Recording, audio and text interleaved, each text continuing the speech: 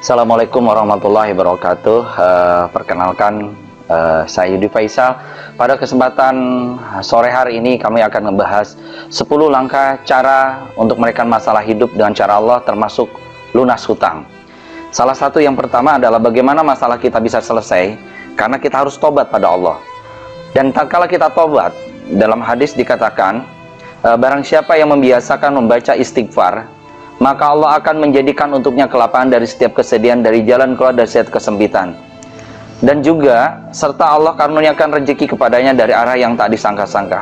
Hadis diriwayatkan oleh Abu Daud, Ibnu Majah, dan Baihaqi. Nah, kalau bahasa Al-Quran, bagaimana Allah akan memberikan rezeki dari arah yang tak disangka-sangka, itu keluar kalau kita bertobat. Ada 2 langkah.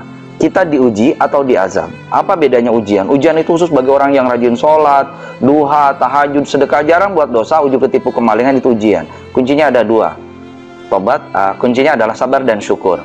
Tapi kalau kita ini sholat telat, kagak duha, nggak tahajud, nggak sedekah, itu yang disebut dengan azab. Ujub ketipu, kemalingan, banyak hutang, itu yang disebut dengan azab. Kuncinya 2, tobat dan istighfar. Nah, apa langkah tobat? Pertama, ngaku kita punya dosa. Kalau kita nggak ngaku, nggak bisa, masalah nggak akan beres. Caranya gimana? Langkah-langkahnya supaya kita tobat diampuni Allah. Cari perhatiannya Allah, cari Allah yang hilang.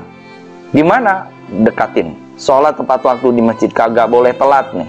10 menit sebelum adzan standby, ambil sop yang pertama. Mau dibaca, mau dipenjara, mau dihukum, nggak usah pusing. Mau ada debt collector, nggak usah pusing. Itu mereka hadir atas dosa-dosa kita selama ini, ya. Nah, itu yang pertama. Yang kedua, berazam untuk tidak kenal lagi yang namanya hutang. Jarang sekali orang punya sukses story dari hutang. Adapun yang ada dosa. Hutang itu bukan bicara ada duit nggak ada duit. Hutang itu bicara karakter yang buruk dan kebiasaan.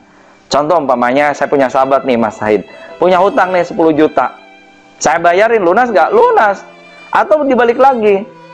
Kalau umpamanya Mas Said punya duit 1 miliar. Saya nanya, punya hutang? Punya. Loh, kok bisa? Padahal dia punya duit 1 miliar. Karena karakter kebiasaan tadi yang buruk itulah yang menghadirkan kebiasaan ngutang. Apalagi ngutangnya ngutang riba. Nah, itu yang luar biasa. Mengakibatkan kita bermasalah dengan siapa? Dengan Allah. Makanya gali lubang tutup lubang. Sampai tua punya hutang. Bahkan di dalam Al-Quran di surat Al-Baqarah 275, kalau kita mati sampai keadaan nanti punya hutang riba, siaplah penghuni neraka dan kekal di dalamnya.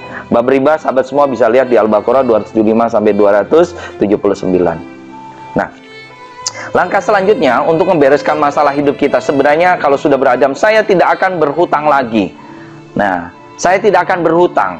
Niatkan gitu, pokoknya tulis, hutang sama dengan setan, hutang sama dengan iblis, hutang sama dengan bikin aku kere, hutang bikin aku miskin, hutang nggak ada bahagianya. Tulis, simpen mindset buruk tentang hutang. Terus apa yang ditawarkan oleh Allah? Allah nawarkan di surat Al-Baqarah 276, Allah memusnahkan riba dan seburkan sedekah. Anda butuh apa sih? Anda butuh motor. Ngomong sama Allah, ya Allah titipin kami motor. Ngomongnya dititipin. Nah, taruhlah motor harganya berapa? Taruhlah motor harganya umpamanya 20 juta. Sedekahin aja, habis doa sedekah 2 juta.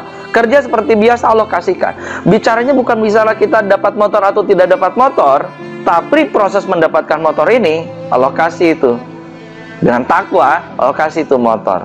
Tapi dapat motor lewat sedekah, lewat istighfar, lewat ngaji, lewat duha, lewat tahajud. Itu yang bikin kita dapat pahala. Hidup kita di akhirat itu bukan bicara jasa, tapi bicara ruh. Makanya disebut innalillahi wa inna ilaihi raji'un. Yang raji'un ada ruh. Besok ditanya adalah, kamu dapat motor pakai sedekah enggak? Apa pakai riba? Apa pakai maling? Itu ditanya sama Allah di akhirat, ya. Nah, terus yang ketiga adalah jual aset Anda. Jual, nerokan, zerokan sekaligus. Nggak usah mikirin, nggak usah terlalu mahal. Nah, pertanyaan kadang gini, suka bertanya pada jamaah kita. Gimana mau jual aset? Lah, asetnya nggak laku-laku. Bukan masalah nggak laku, situ belum ikhlas. Nggak usah tinggi-tinggi deh kalau jual. Yang penting ada yang nawar tertinggi. Nah, ini trik, kebetulan saya bisnis properti, ada strategi ngeberesin hutang. Pertama adalah, taruhlah harganya 1 miliar. Nggak usah tinggi-tinggi. Nggak ada yang laku, buatlah 950. Iklan lagi buat 900. Iklan lagi 800, turun sampai ketemu dengan harga terbaik. Harga terbaik ada yang nawar, maksudnya gitu loh. Jangan ngotot di situ. Nah, daripada malah dihabisin sama, ingat loh, itu bukan milik Anda, titipannya Allah. Dan pastikan tatkala Anda menjual aset Anda bicara, ya Allah saya ingin menjual titipanmu. Nah, itu yang paling penting. Terus setiap ada orang lihat, nawar, konsultasi dulu ke Allah. Ya Allah saya ingin, ini ada yang nawar Pak Rudi, kalau ini mungkin jodohku, mudahkanlah. Nah, konsultasi dulu ke Allah. Jangan sembarang main jual aja. Ada yang nawar, konsultasi. Insya Allah Kalau Anda jangan lupa, tatkala Anda menjual berakad, separuh dari keuntungan sisa penjualan aset itu, kalau ada keuntungan, separuhnya sedekah. Allah bilang di surat Al-Munafikun ayat 10, infakkanlah sebagian harta kamu sebelum datang kematian kamu di antara kamu sekalian, hingga mereka berkata, misal, ya Tuhanku, sekiranya engkau menunda kematianku sedikit waktu lagi, maka aku dapat bersedekah dan aku termasuk orang yang soleh. Terus apa langkah yang selanjutnya setelah kita bertobat, berazam untuk hutang lunas, dan yang ketiga kita berjuang untuk menjual aset-aset kita? Yang selanjutnya adalah bagaimana supaya kita bisa mencicil lebih banyak. Dalam artian close aja deh. Umpamanya, ya Allah saya berakad untuk keluar dari riba. Caranya aja gini, contohnya. Setelah menjual aset, kalau kita dalam rangka menjual aset gitu ya, ada sedikit, umpamanya kalau kita bisa tutup lebih banyak aja gitu loh. Umpamanya cicilan biasa 1 juta, kalau bisa cicilannya tutup aja 10 juta, jadi lebih ringan. Ini salah satu alternatifnya, sehingga semakin berkurang. Nah, gimana supaya pemasukan besar? Tadi dengan sedekah tadi gitu loh. Sambil nunggu aset belum laku, gedein sedekah, ada income, tutup. Angsurannya kalau bisa 1 juta, tutup aja 10 juta, biar cepat habis gitu loh. Terus yang selanjutnya juga, kalau kita sudah untuk menjual, mencicil lebih banyak, yang kelima adalah level pasrah kita dinaikin pada Allah. Nanti kalau level pasrah kita naik pada Allah, insya Allah nanti Allah akan kasih jalan-jalan kemudahan. Jadi maksudnya saya, faida azam tawakal Allah, serahin sama Allah. Ya Allah, kalau ini hutang yang bikin aku masuk surga, saya ikhlas ya Allah. Kalau hutang ini yang menyebabkan aku rajin sholat tepat waktu di masjid, duha, tahajud, sedekah, udahlah. Terima kasih ya Allah. Kalau perlu ngomong, ya Allah, yes, bahagia sekali hari ini ketika itu. Yes, hari ini ditagih orang nanti. Terima kasih, ucapkan. Tatkala aura positif mengalirkan rezeki yang positif. Jangan lemas kayak gini, nggak ada cerita rezeki lancar. Makanya pemirsa semua, jadi kalau Anda kerjanya ngeluh kayak gini, nggak ada cerita rezeki lancar, kagak ada. Lain sakatum la jannakum wa lain kafartum inna adabil sadid. Jadi tatkala kita bersyukur pada Allah, nah Allah kasih tuh sesuatu yang lebih ya. Tetap semangat, energik ya. Luar biasa tatkala kita berserahkan diri pada Allah, Allah akan menghadirkan. Kalau bahasa kita di surat Al-Fat ayat 4, jadi tatkala kita ikhlas, tenang, damai, maka Allah akan datangkan tuh pertolongan-pertolongan pada kita. Nanti Allah turunkan malaikat setelah kita ikhlas. Ikhlas salah satunya tadi dengan istighfar, dengan jaga wudhu, dengan dengar, dengan selalu menjaga Al-Quran, dan yang terpenting adalah nanti kita bisa umroh juga tuh ya. Level pembersihan dosa salah satunya termasuk selain tadi dari jaga wudhu. Yang selanjutnya, kalau kita sudah pasrah kepada Allah, kita ada langkah-langkah yang selanjutnya adalah bagaimana supaya langkah kita yang selanjutnya adalah yang keenam, kembali kepada bisnis kita, bukan kembali kepada hutang kita. Jadi kalau hari ini Anda rumah makan lagi bangkrut, lagi ketipu. Nah, ini ada sahabat kami juga bisnis travel lagi habis ya, ketipu gitu. 10 mobil ya Pak ya? 10 mobil, nggak apa-apa.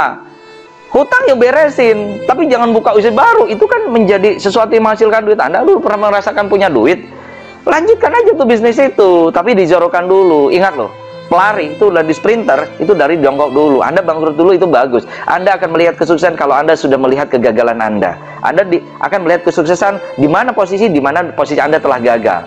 Jadi kalau baiknya Anda mau sukses, sering-seringlah gagal, karena gagal baik untuk kesehatan. Gitu. Semangat pokoknya ya.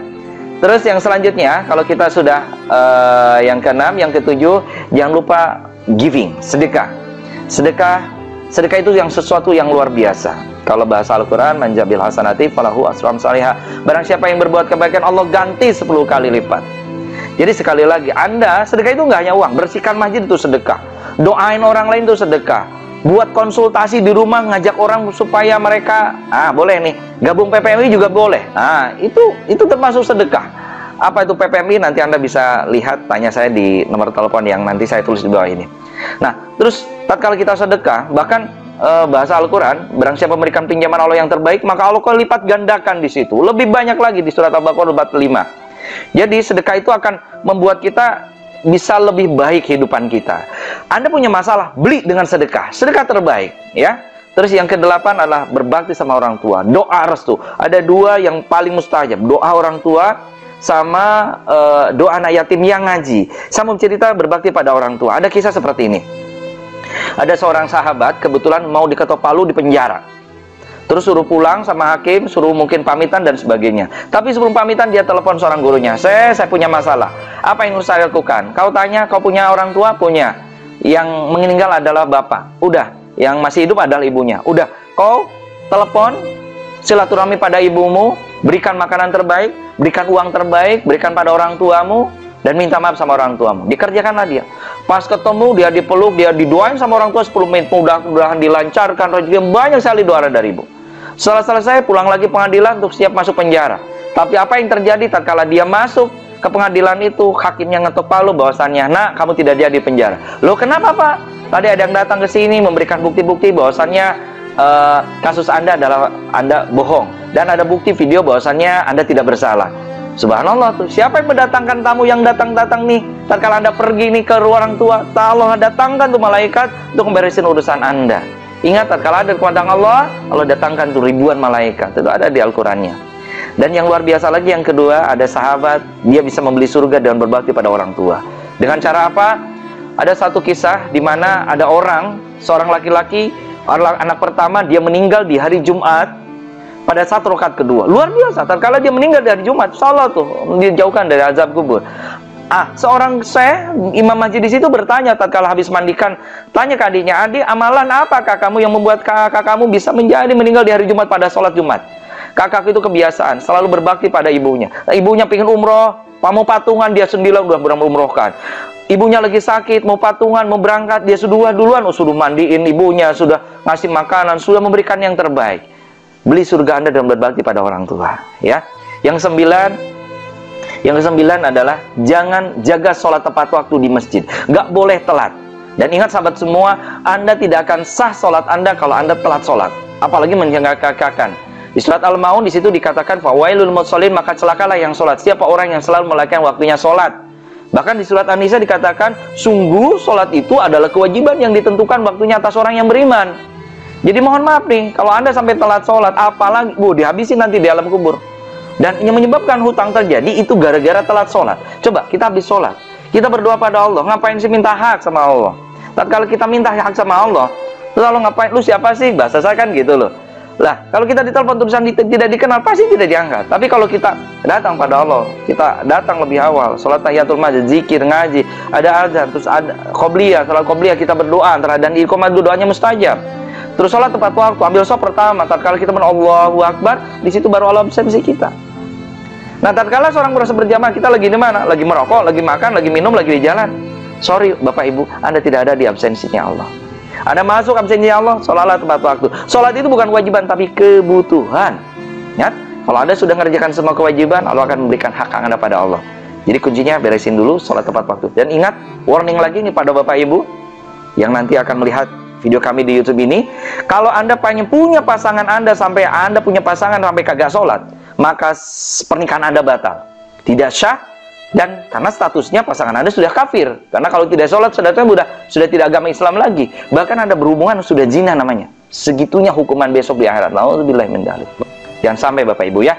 Dan yang terakhir, jangan lupa kerjakan semua sunnah-sunnahnya. Duha, tahajud, sedekah, dan berbakti kepada orang, sedekah dan sebagainya. Semua kerjakan sunnah, dari puasa, tahajud dan sebagainya. Dan yang luar biasa lagi, bisa ambilkan itu speaker sebentar. Dan kami akan memberikan suatu contoh bagaimana Bapak Ibu akan mendapatkan shock terapi supaya Bapak Ibu menjadi orang-orang yang luar biasa. Nah, sekalian promosi juga, kami kebetulan mempunyai suatu alat, namanya alat untuk bayar hutang. Nah, ini adalah suatu murotal untuk ngisi ruh kita. Murotal ini seperti ini, tinggal Anda nyalakan. Oh ya, tinggal dinyalakan. Ini sudah langsung keluar. Nah, ini tombol untuk mengecilkan. Tombol untuk mengecilkan. Nah, ini tombol mengecilkan. Seperti ini suaranya ya, suara tentu. Nah, Anda bisa memilih di sini sesuai dengan keinginan kita. Syekh Misari, umpamanya Anda di 072 702. Nah, ini dengan terjemahannya juga. Bismillahirrahmanirrahim. Nah, ini dengan terjemahan. Ini bisa dibawa di mobil, di kantor, di rumah, gitu loh. Nah, ini sangat luar biasa. Maha Penyayang. Nah, ini bisa diputar 24 jam, mendapatkan ilmu karena ada terjemahannya juga gitu loh. Atau juga untuk hafalan anak-anak Quran. 1901.